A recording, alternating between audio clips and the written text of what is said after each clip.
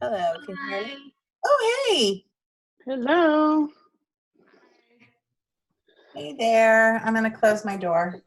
Pam, let me know if you need me to do anything. Otherwise, I'm working on figuring out how to add my signature to these resolutions for Renee.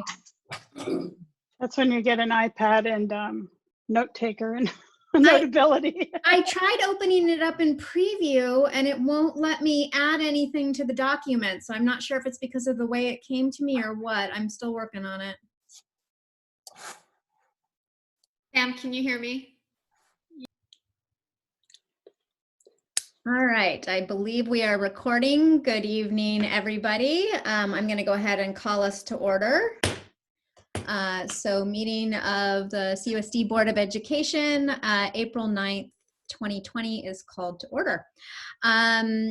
We are going to start with opening items and board agenda approval. So can I get a motion and a second for that, please? I move to approve the agenda as presented. Great, thank you, Jerry. Okay, and a second? I second. Thank you, Phyllis. Okay, so motion and second, all in favor? Aye. Aye. Any opposed? Any abstentions? Hearing none, motion carries 5-0. Thank you. All right, moving on to item 3.1, our employee organizations. We are going to start off tonight by hearing from Kai Brown, our Cupertino Education Association president, please. Thank you for allowing me this opportunity to speak. I hope you all are doing well. I want to start by thanking all our employees who are making an amazing efforts to create meaningful learning opportunities for our students. We've essentially created a whole new learning environment in the last 2 weeks. As Dr. Baker has acknowledged, there's been a lot of heavy lifting. However, I have heard many concerns from teachers, and I think it's important that the school board and parents realize what our teachers are telling me. First, it's taken much time to get up to speed on using basic online technology, creating lessons conducive to distance learning, providing meaningful feedback to student learning, and responding to the dramatic increase in parent and student emails. Teaching distance learning is a time-consuming, and in fact, it takes about 3 times as long as traditional teaching. Special education teachers are doing all this, plus they have to run remote IEPs and ensure that we continue to comply with all the legal requirements. At its essence, educators are experiencing a massive paradigm shift. I've had veteran teachers state to me that this feels like being a first-year teacher all over again. Also, many of our teachers are struggling with the work-life balance. Some are supporting elderly parents, some are homeschooling several children, some are doing both. All the while struggling to continue to provide meaningful learning experiences for their students. I myself am homeschooling my son Nolan right now, and I can attest that although as teachers providing lessons, there's still an inordinate amount of management involved. I need to ensure I'm getting into his online meetings on time. I need to check that he is doing his daily lessons, help him with his assignments, and try to assure he is following some semblance of a daily schedule. Finally, teachers are anxious about the new requirements to implement video lessons. They ask, how can I fit this into our already packed schedules? What can I take off my plate? We are all living in unprecedented times. CA members continue to try to do the best they can for their students while living with a very real existential threat. Our government leaders have openly stated that this is equivalent to being at war. I appreciate the sentiments and reassurances that Dr. Baker shared last Tuesday at Ask Dr. Baker, and I feel like you really buoyed the morale of your hardworking employees. Thank you, and I wish you all good health. Thanks, Kai. Thank you. Great, thank you so much, Kai. We appreciate that. So next up, I have Britt Britton from our SEIU union, please. Thank you. Hello, Lori, thank you. Okay, so I'm Britt Britton, SEIU president, and been with the district many years, as you guys know. Just here on behalf of the SEIU members, and just wanted to thank the district for working with us to keep the members working and or on call and providing the lunches for the students in the community.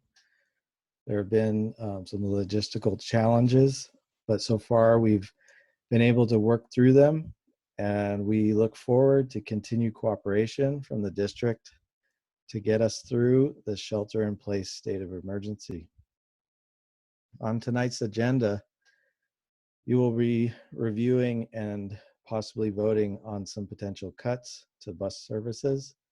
Although we haven't been able to meet with the district to discuss the potential impacts to our existing bus drivers and the students, we would like to request the board direct the district staff to follow the SEIU contract by negotiating the impacts of these potential changes with the employees. That's it for tonight. Hope everyone's staying safe out there and not going too crazy. Thank you. Okay, thank you, Brett. Appreciate hearing from both of you tonight. So let's see, we are now on to 4.1, our public comment. I am going to be just walking you through real briefly about how our public comment is going to work tonight. We are on a Zoom webinar format tonight.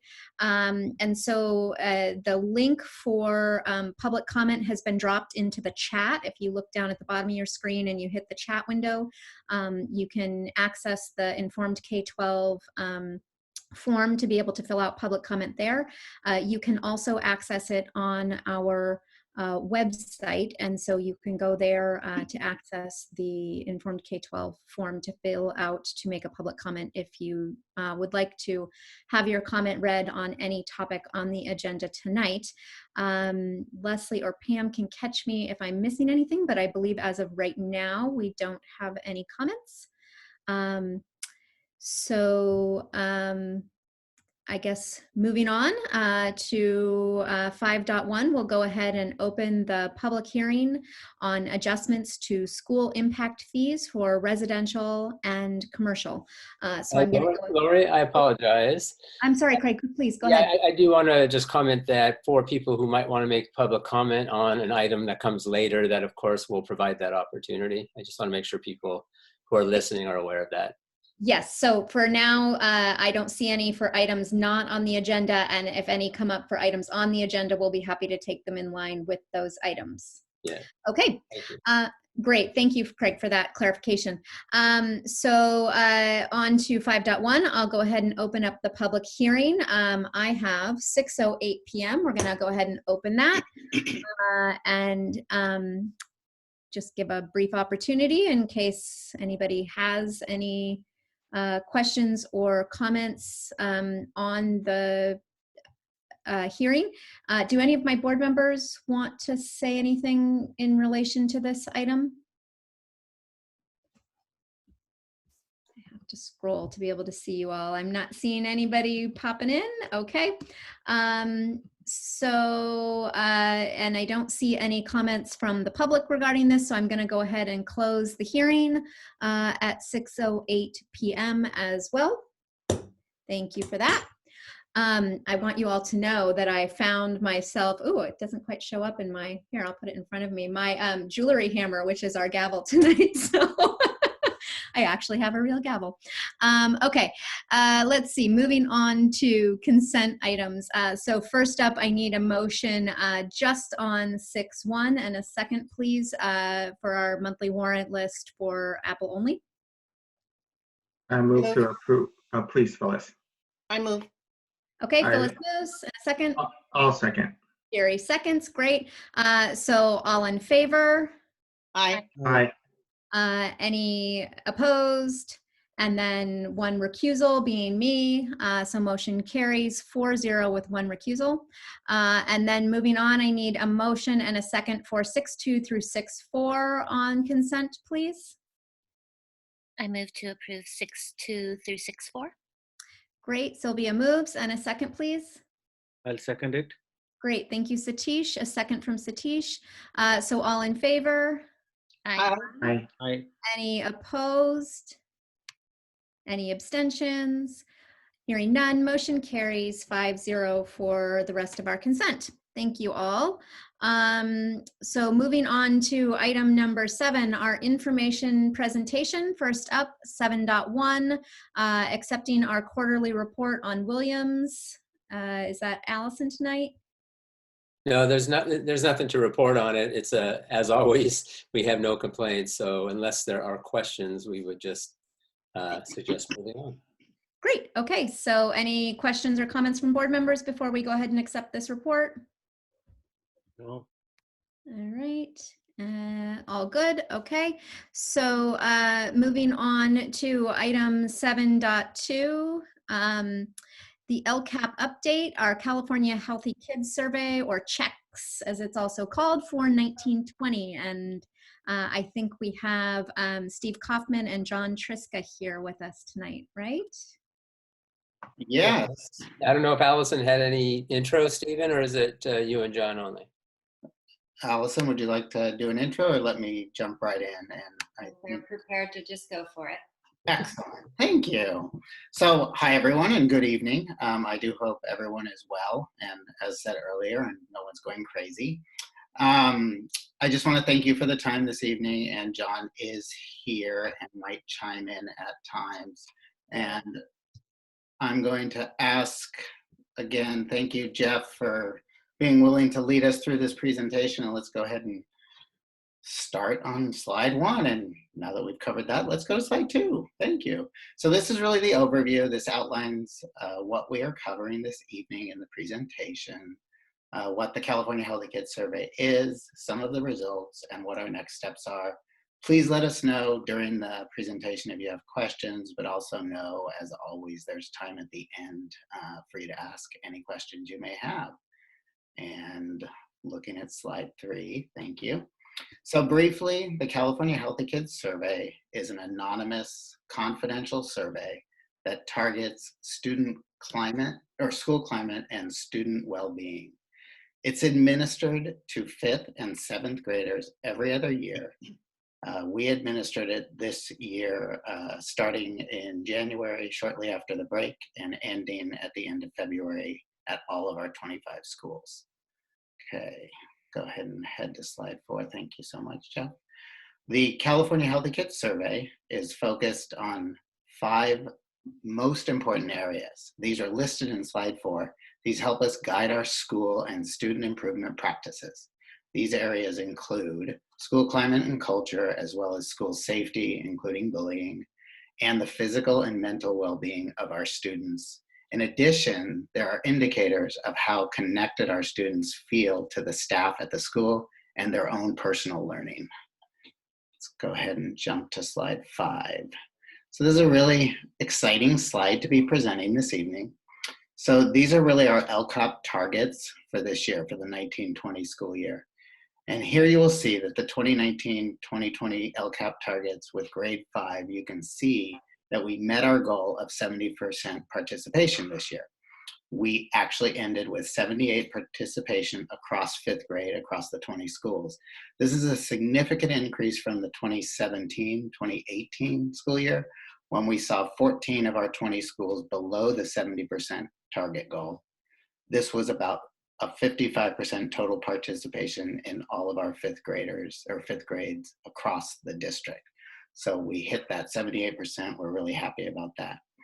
Looking in 7th grade, we had 2 goals, one focused on the meaningful participation indicator and one on the school connectedness indicator. We're happy to report that we not only met, but exceeded our goals on both of these important indicators, with meaningful participation moving from 15% in the 2017-2018. Again, we do this every 2 years. That goal moved from 15% in 2017-18 to 36% this year. And we saw school connectedness increase from 41% in 2017-2018 to 71% this year.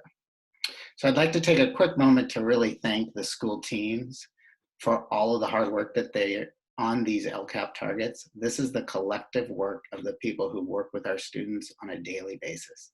This includes teachers, counselors, psychologists, working with principals.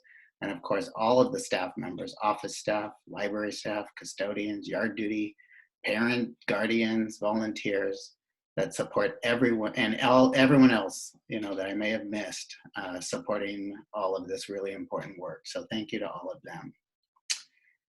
Okay, if we jump to slide, I'm going to kind of talk about 6 and 7 so we can kind of look at both of those. So on these next 2 slides, what we've done is we've shared some of the questions that students are being asked on the survey, with slide 6 showing the indicator of meaningful participation with questions such as, do you do things to be helpful at school? Are you given a chance to help decide school or class activities? And in slide 7, showing how students are asked about school connectedness on the survey, such as, do you feel safe at school? Do you feel close to people at school? So that's really how these questions are asked on the survey, and kids are answering these, with a agree or strongly agree in many cases. So if we look to slide 8, this is a really important one as well. So, excuse me, the contributing factors in these successes. So how did we get here? How are we seeing these successes? So just taking a moment to share some of the factors that helped us achieve these successes. As you can see, we've implemented numerous programs that were and are using a variety of strategies to improve school climate and the well-being of our students. All of these have a focus on social emotional learning. These practices and strategies include explicit instruction with social emotional learning curriculum such as Second Step. They also include training and participation at the Santa Clara County Office of Ed on positive behavior intervention and supports, or PBIS. And really, most important, a commitment from our school principals and those teams I mentioned before to really look at our students and focus on these areas. So if we jump to slide 9 here, so this is kind of like what's next, and these are the actions we take. So, you saw attached to this presentation or on the board docs the kind of district-wide reports, but what's also good to note is each school has a report that's specific to how their students responded to the survey. These individual reports are being shared with principals. Principals use this information contained in these reports to engage their staff and the parent groups as they work to look at this year's goals and this progress that they're making, or not, and look at how they're going to plan for next year. A lot of this is in the single plan for student achievement, or the SIPSA, and all schools had goals in their SIPSAs around school climate. And again, use these reports to help guide those conversations. Just a quick reminder, I said this at the beginning, but these are anonymous, confidential surveys, so we don't get information connected to individual students. We see them as just general responses. So that really brings us through this. I know I went through it quickly, but just wanted to get to this point, and hopefully John is also on video and here just in case he needs to jump in and answer any questions. But John, do you want to add anything before we jump into questions? Yeah, thanks, Steve. Just the big idea is this is kind of part 1 of our report to you. We wanted to share, because it's an LCAP item, we wanted to share on this right away. But as you know, our site teams, our principals and teachers are working very, very hard in this new remote learning context. We did not have time yet to debrief with principals on their individual site reports, and they haven't had a chance to talk to their staffs. So we would like to come back to you before the end of the year with a more full and complete report. We just need to make sure that the principals and staffs have had a chance to look at the reports themselves and analyze their successes and their concerns before that's a public conversation. That's all I have. Thank you. Great, thank you both. So to my board members, anybody have any clarifying questions they'd like to ask? Jerry, please. Thank you, Lori, and thank you, Steve and John, for the very clear and concise presentation. My question is, back on slide 5, you gave some, so it's great to see that we, as a district, have met all of these goals. I just wanted to check if we look at it at the school level, did all 25 schools meet all of their goals as well? These are sort of aggregated numbers for the district. So if I were to look at the schools individually, did everyone meet these their respective goals as well? I'll let John jump in a second, but that's a really good question. What's also important to know is these were our LCAP target goals. Individual schools may have, of course, had different specific goals that might be addressed within those reports. And as John mentioned, we do want to come back to really show there's a lot more information than this contained in these reports. But go ahead, John, please. No, I mean, that's a good question. You know, offhand, I can just say not everybody did as well as this overall. This is an overall score. Some schools did better than others.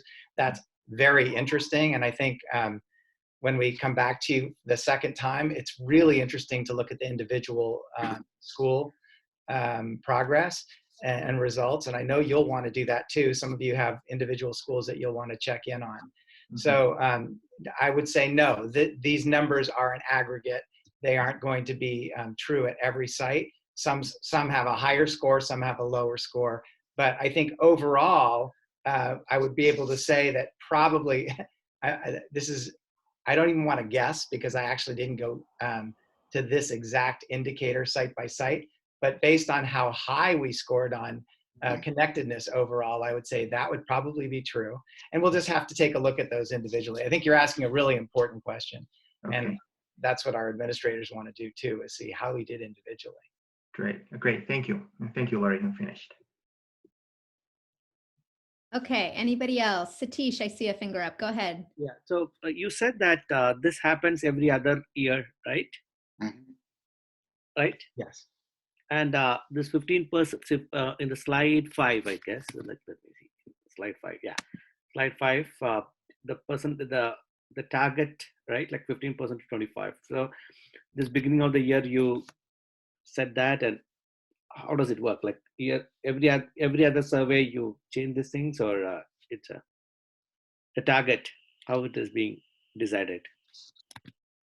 I can answer that, Stephen.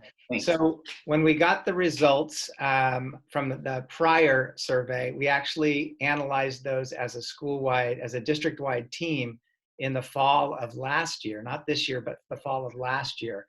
Because up until that time, the district, all the administrators had not worked together on analyzing this information and learning how to use it to set goals. So actually, we set individual goals per site starting in the early fall of, let's see, we're in 1920, that would have been 1819. So we got the results in the spring of the year prior. We set our goals actually in the early fall. And then as a ed services team, we set these LCAP targets, which were looking kind of more broadly, what are some really big significant things that in all our schools we could improve in? And we chose these goals. The first one was very simple because up until that time, we had never had validity for any of our 5th grade surveys because they were just so low. I have to just let you know that we need permission from parents to give the survey to 5th graders, so they opt in. So that actually took a whole program in itself. We needed to educate our communities as to why they would want their children to take this survey, because we all want to improve our schools and for their own children and for their experience. So that was simple to set. The other two were kind of conglomerates of what we thought as a district met the need of our strategic plan and where we were actually scoring pretty low. Meaningful participation is actually really significant. I mean, if kids come to school and just think they're putting in time, well, that's very at odds with our strategic plan. So we knew that feeling that school was meaningful, feeling engaged in some way because it was important to be doing the work. That ownership piece, we knew that was an important one to set a goal in. And yes, we set these goals in the fall of, began setting these goals in the fall of last year. I think, Allison, you could probably chime in and tell us when we actually submitted that. I think it was in the spring of last year. Am I right? Right. We started working on it when the reports came in, and then it evolved into the LCAP goals throughout the school year.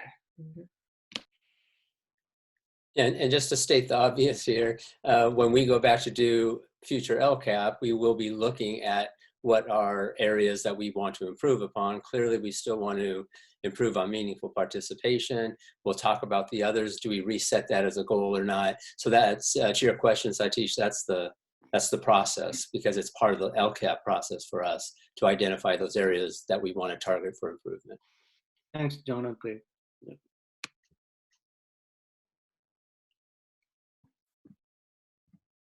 Okay. Anybody else on the check survey? All right. Thank you both for a very enlightening presentation. So we're going to move on to 8.1, our discussion on the first read of the revised board policy on civility, 1313, please. Hi, so good evening. So I thought I would start out and give a little bit of background as to the policy and why it's coming forward tonight. In 2017, we actually did our first civility policy, and at the time it really was just trying to guarantee, and our intent was to have that safe, nurturing environment for all on our campuses.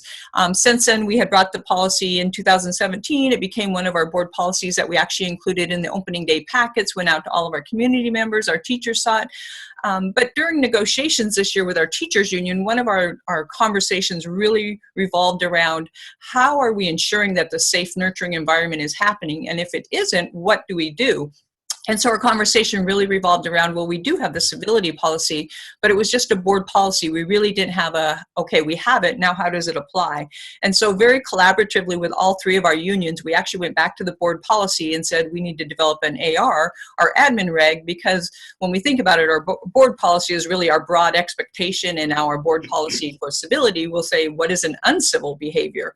Then the AR actually will show us how it actually can be played out into their lives, so our parents know what it means, our staff know what it means, because in addition to only doing the board policy, we do have an AR, and we actually put together some sample letters that our staff can use when they feel like an uncivil behavior is happening. So that really is where this is coming from. Again, it was something that we met with all three of the unions. They all really wanted to ensure this nurturing, safe, respectful, professional environment was held through everyone, not just students, staff, and parents, but everybody in the community that would come in contact.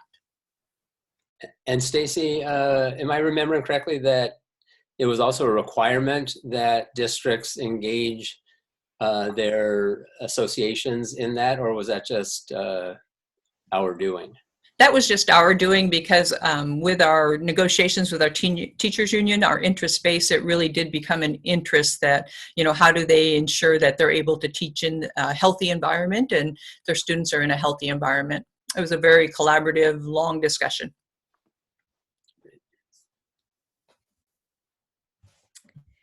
Okay, so any of my board members have any questions or comments on this item? Sylvia, please. So thanks, Stacy. So the AR wasn't included in the presentations. I noticed that with the policy, the things that were removed were some of the kind of actions or consequences, like, being able to escort somebody off campus who's being threatening, or like a misdemeanor, those kinds of things. So am I assuming correctly then that has been moved over more into the AR, or has that been removed completely? No, that was shifted over into the AR because that was actually the action part of the board policy. So purposely tried to keep the board policy pretty broad, but then the AR digs into what specifically can we do? Can we write a letter and restrict somebody from coming on campus for 14 days? So those are kind of the steps that are outlined in the AR. And then we have our supporting sample letters that we can use that include that language as well. I see. Okay, thank you. That helps me understand it. Anybody else? Jerry. Thank you, Lori. Stacy, so I'm generally, of course, in favor of this, in supporting our unions and our staff, and so I'm actually supportive of this. But I have a question around what's your sense of the motivation of wanting this being presented as an interest? Because I'm looking at this, and taunting, jeering, yelling at people, treating people with civility. These are things we teach in kindergarten. So I can't imagine that there are a large number of people in the community who think it's okay to taunt people or jeer and all this. And so, I think it's important we have this and the associated ARs to encourage this behavior.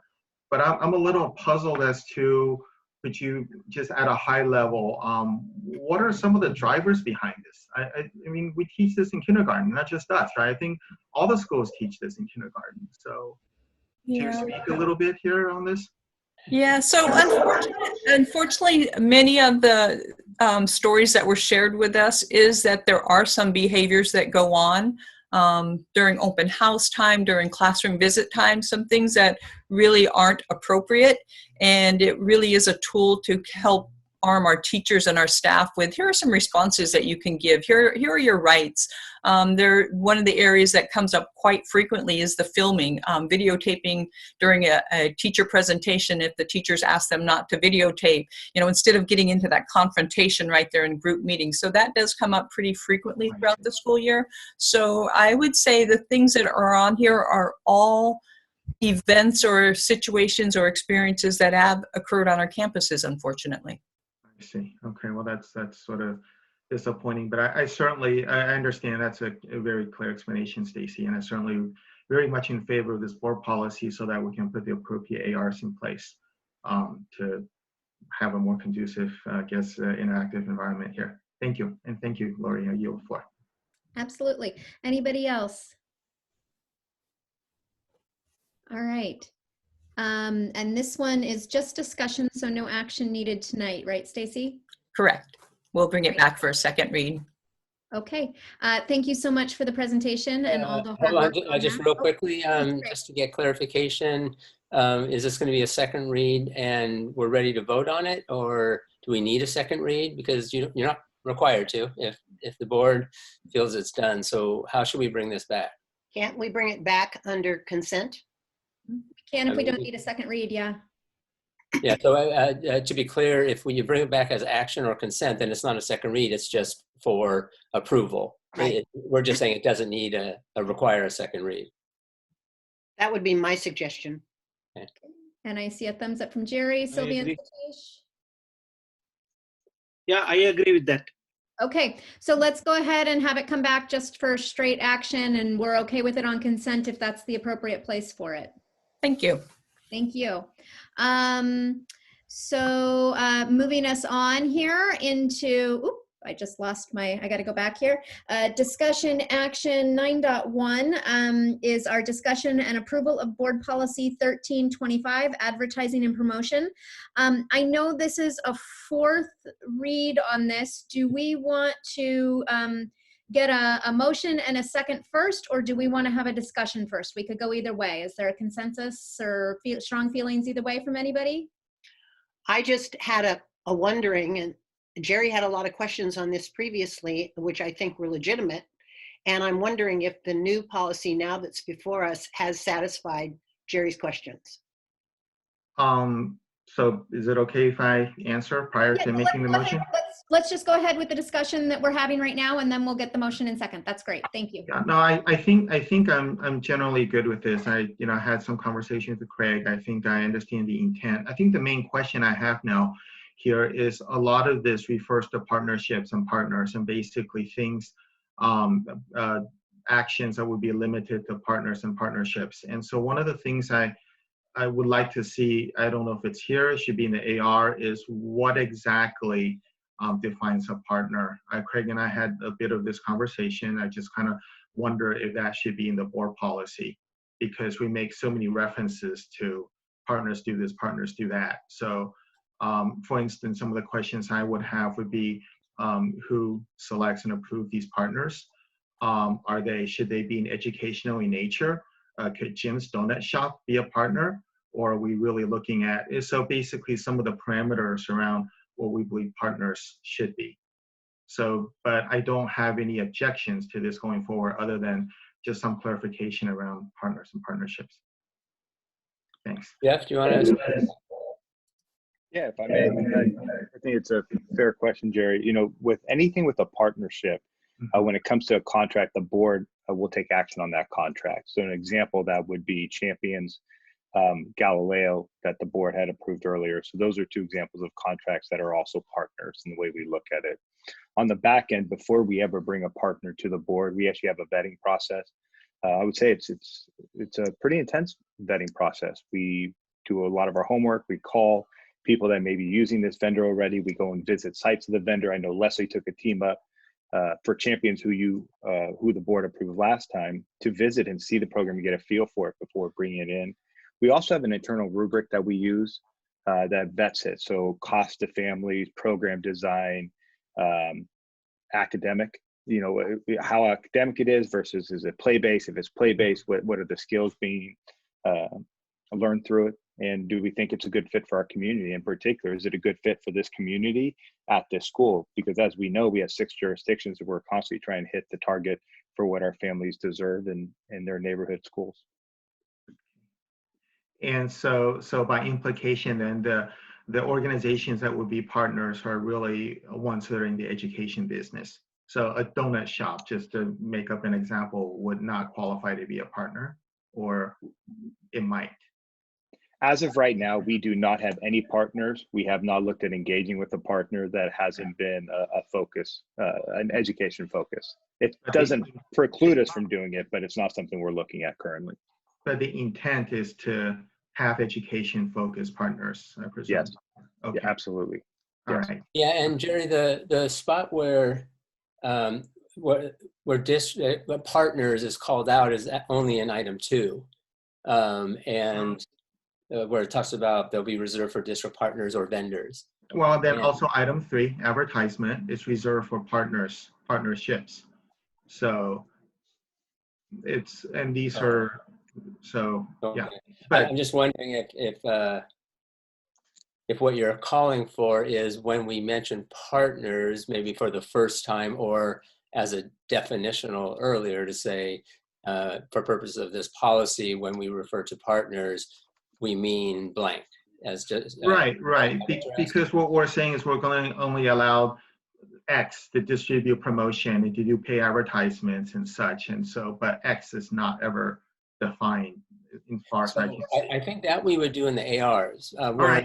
I do understand that if you're reading this policy and it comes up partners, you're wondering, well, what does that mean? Mm-hmm. So maybe we could just do a definition somewhere, somehow, of what we mean by partners, to include vendors or service provider, whatever it is, and say a little bit.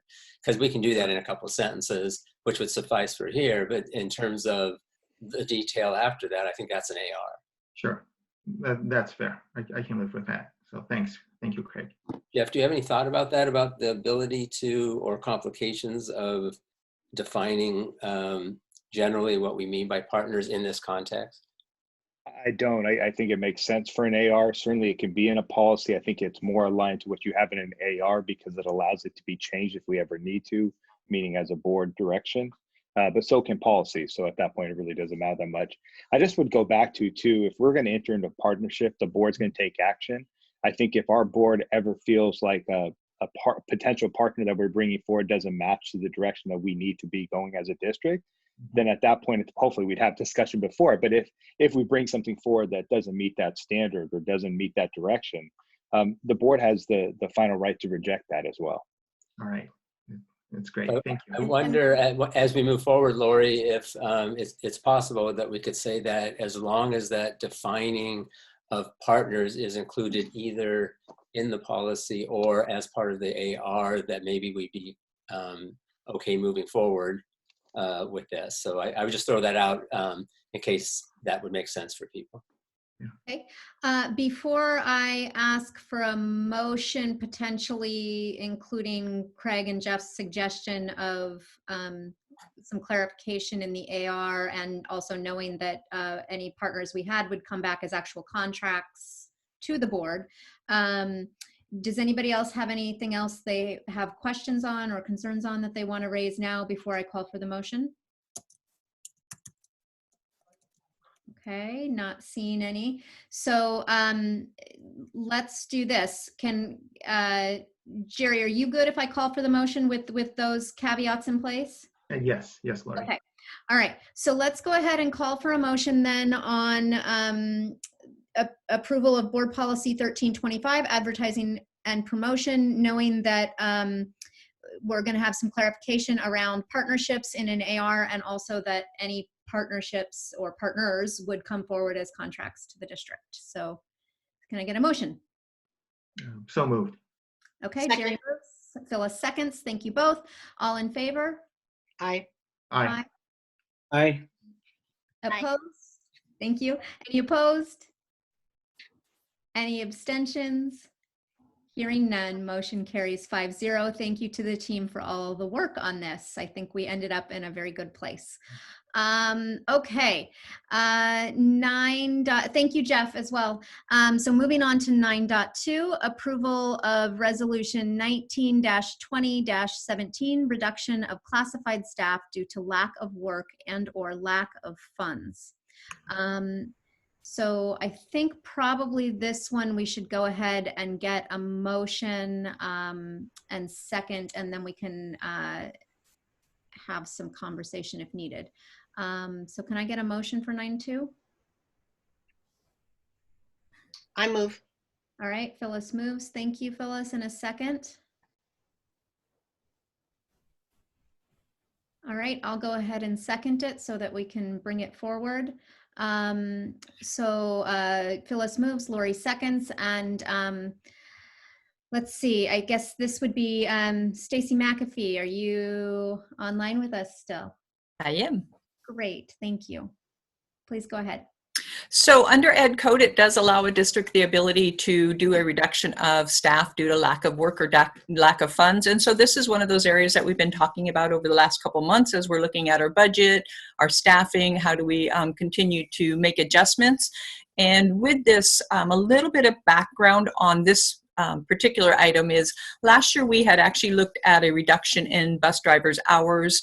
We'd actually brought that forward and we're talking to the board about it.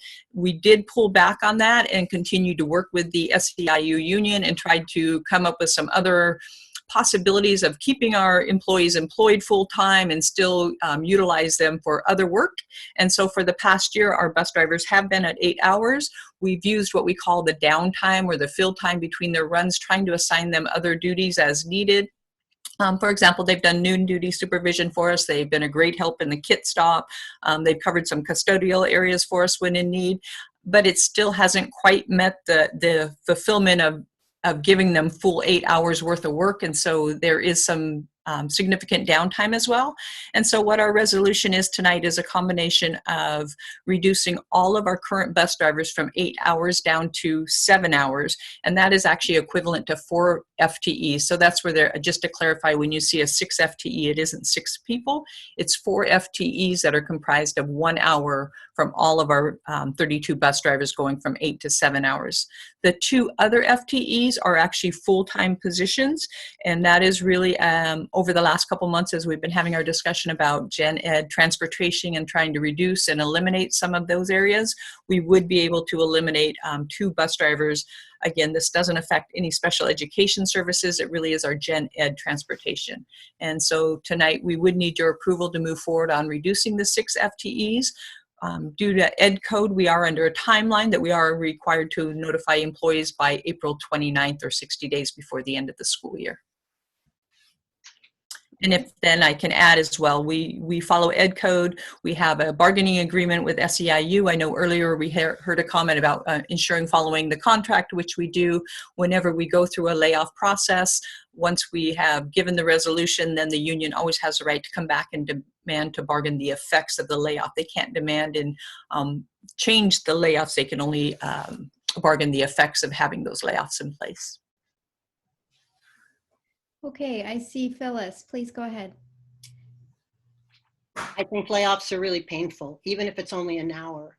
And it does affect people's lives and so on. But in the financial situation that we're in now, and the fact that we have decided to cut way back, or maybe totally cut back on gen ed busing, I don't think we have an option here. I think we have to hit people where it hurts, and that's in their jobs. And I think it's something that we just have to do in order to be true to our fiscal responsibility. Okay. Anybody else on this item? Jerry, please. I have a question for Stacy. So how does this impact our gen ed busing capability if we go ahead with this? Are we still able to, or or are you able to talk about then the plans for gen ed busing at this point? Well, I think in our previous conversations when Jeff had done presentations, we had talked about reducing some of the gen ed transportation that we do offer because it isn't generating enough funds to even cover that cost. And so this would reduce some of those routes. It would also free up some of the use of our larger buses that could have a cost savings as well. Okay, thank you. All right, thank you, Stacy. Okay. Yeah, I'm unmuted. Okay. Anybody else on this item? Not seeing any. Okay. I would echo Phyllis's comments. I wish that we were in a position to do something different, but I think when we're looking at the magnitude of the cuts we're having to make this year and trying to balance across our entire program and all of the many aspects that go into doing right by all of our kids, you know, it's coming from everywhere, unfortunately, and this is one area. So, all right, if I don't see any other comments from anybody else, are we ready to take action on this item?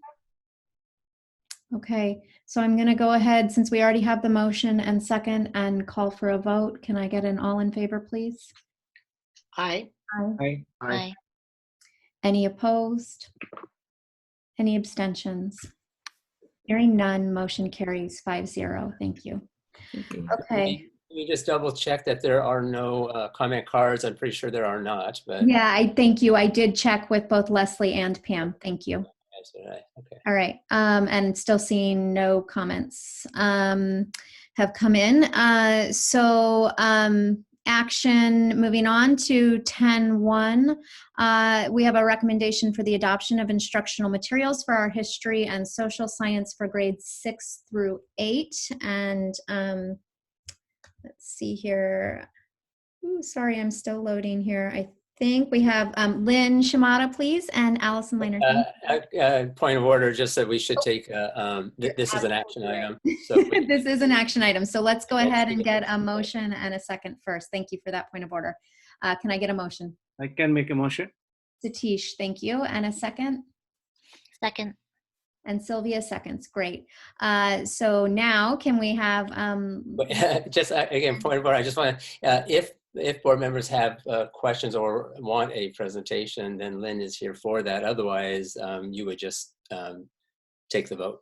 So the question is, do you have those questions that you want to ask? Great. Okay. So anybody have any questions they would like to ask? I just have a comment. Go, please. We got a very nice email this week from Kieran, who has been talking with us over the last few months about this curriculum. And I just want to say thank you to Lynn Shimada for following up on his concerns, and it seems like it's all moving in the right direction, and that makes me feel good that we've done that. Thank you, Lynn. Yeah, the advocacy and the collaboration and the engagement has been great around this one, around all of our curriculum adoptions in the last bit here. So anybody else on this one? Okay, assuming, unless I hear differently, that we don't have any need to go anywhere else, I'm going to go ahead and call for the vote on this. So all in favor? Aye. Aye. Any opposed? Any abstentions? Great, thank you. Motion carries 5-0. Moving on to 10.2, ratification of the tentative agreements between Cupertino Union School District and the California School Employees Association. I move to ratify the tentative agreement between CUSD and CSEA. Great, thank you for the motion, Jerry. And a second? I'll second it. And Satish seconds. Okay, any need for comments or clarifying questions on this one before I call for the vote? All right, seeing none, I will go ahead and call for ratification. All in favor? Aye. Aye. Any opposed? Any abstentions? Motion carries 5-0. Thank you. Moving on to item 10.3 under action, approval of the resolution 19-20-14, reduction of classified staff due to lack of work and/or lack of funds. And can I get a motion for this one? I move to approve resolution 19-20-14. Thank you, Jerry, for the motion, and a second. I'll Second. second. Yep. Oh, I think I ahead. heard Satish first, so I'll go ahead and take Satish for the second. Thank you. And any clarifying questions on this one before I call for the vote?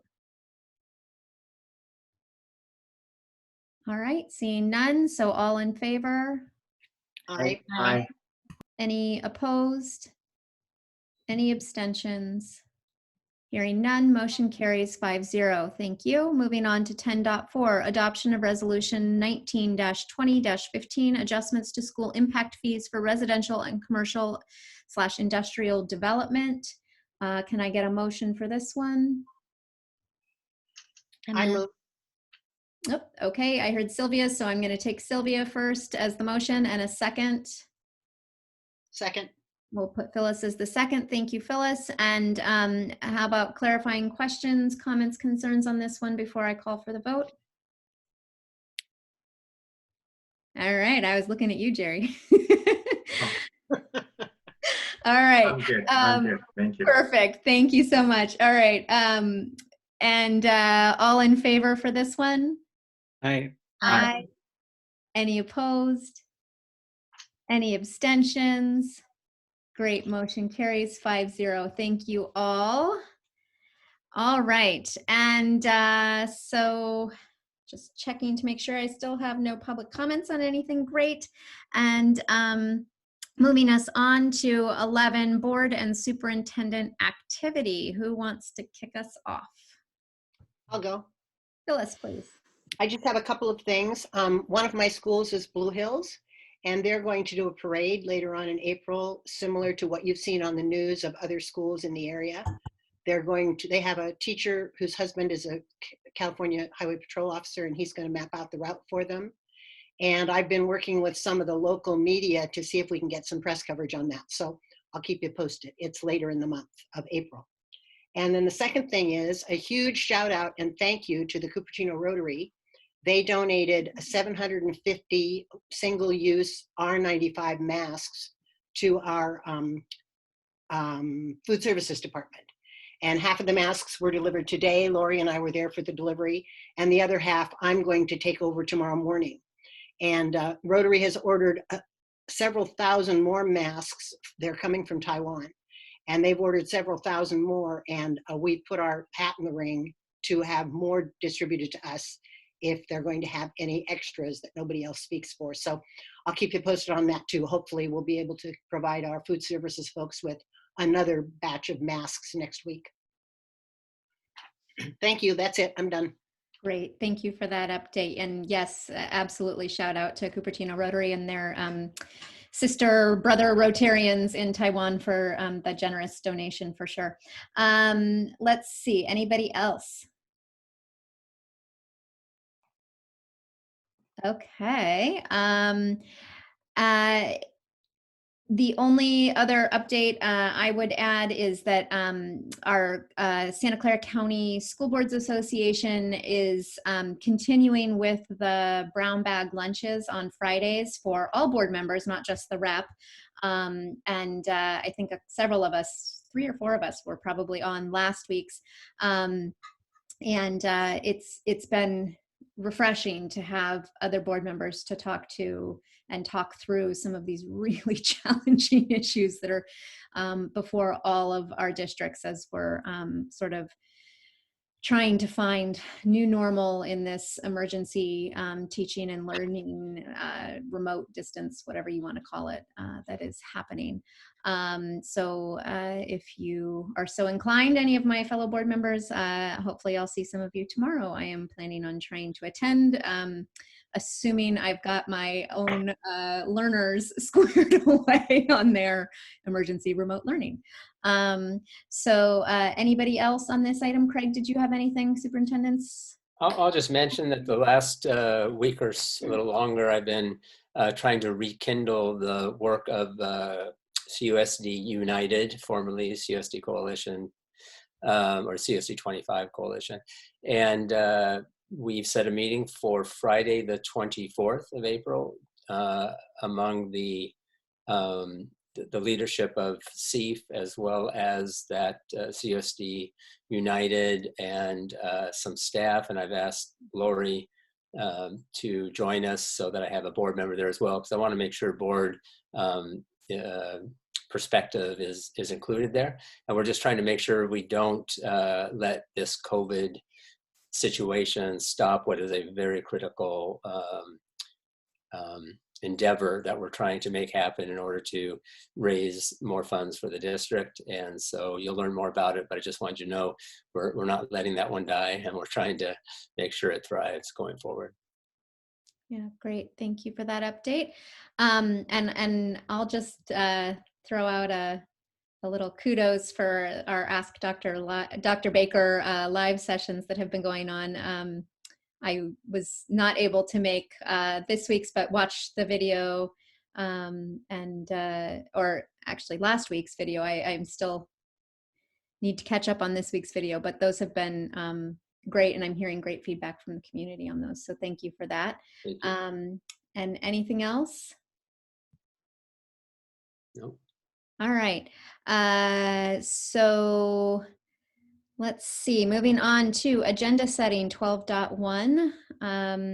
Dr. Baker, I think you have some updates for us on our getting ready for our board advance at the end of the month. I think I covered most of those in my check-ins with each board member. We are starting officially at 9, I believe, with a closed session, and likely not reconvening until 9:30. And so we might actually post that as a 9 to 9:30 closed session just to give the time, and then we will do open session at 9:30.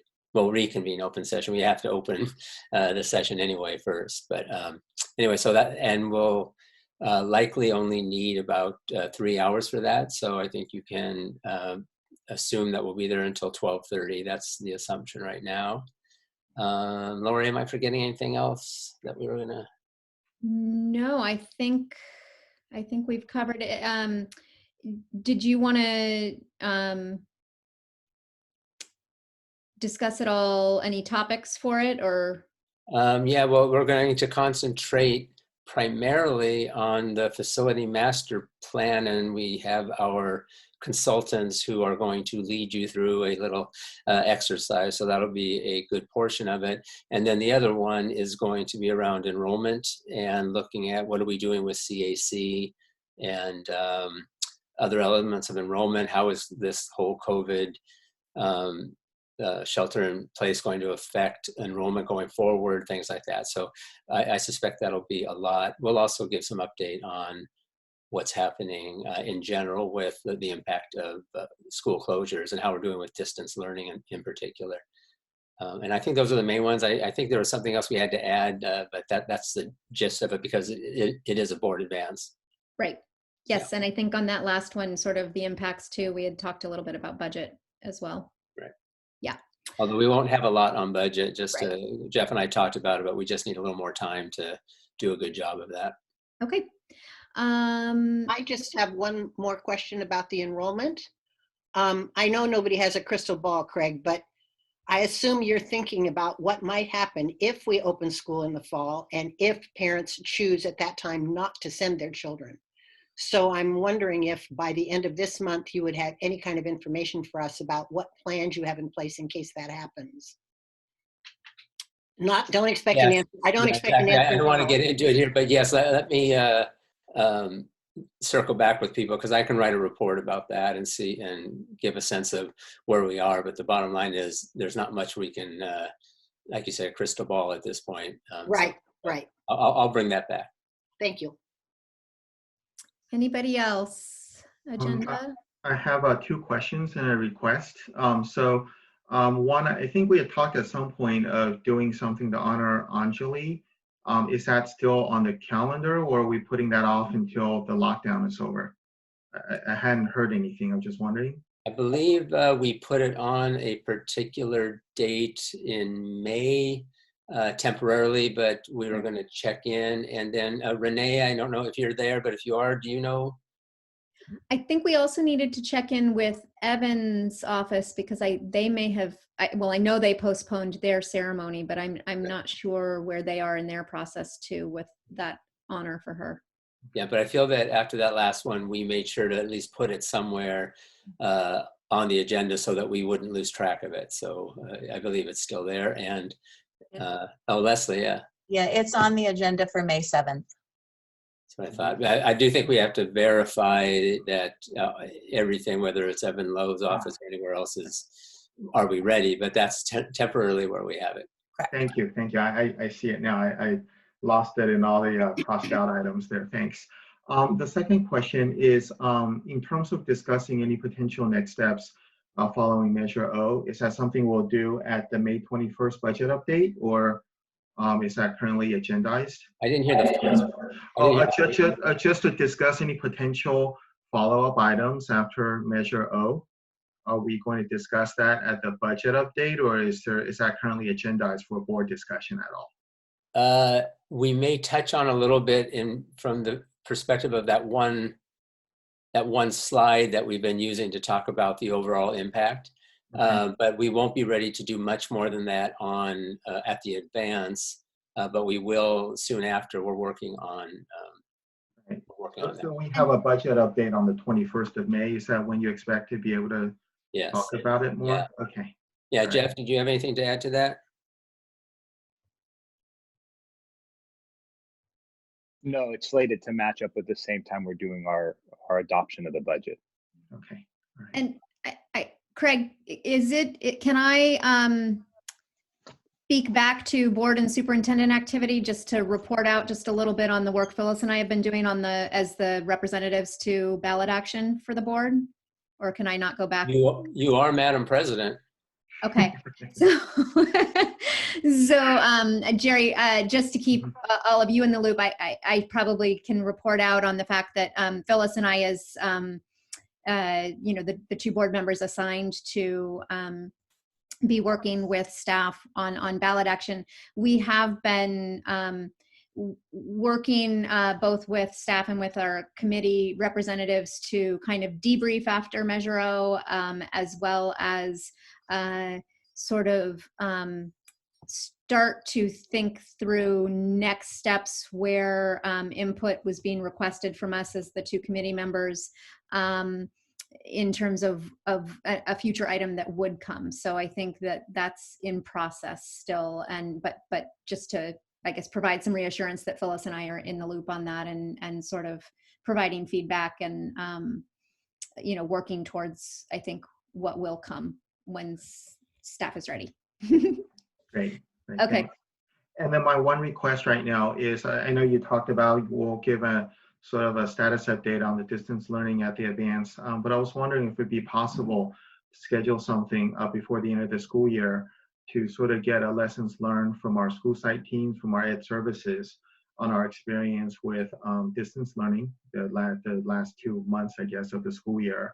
And I'm curious as to what they think worked well and what are some of the things we can do perhaps in the summer to better prepare. A sort of a retrospective, I guess. I don't know if that's possible. I'm kind of curious what the experience has been. Let's hope it will be a retrospective at that point. But yes, we will certainly build in ongoing updates on how things are going and feedback we have, et cetera. Yeah. Sure. Okay. Thank you. Thank you. That's it for me, Lori. Thank you.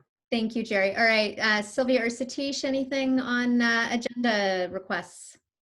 No, Lori, thank you. Okay, Great. So I think we are to the end of our agenda. So unless anybody has anything else, I will go ahead and get ready to close the meeting. Hearing none, I am going to go ahead and take out my trusty little gavel here and close the meeting. Thank you all. Thank you. Thank you. Thank you, Take Lori. care, everybody. Thanks. Bye-bye. Yes. Take Bye, care. everyone. Be well. Thank you, guys.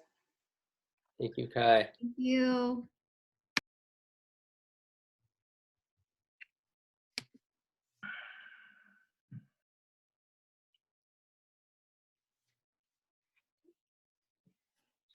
Okay.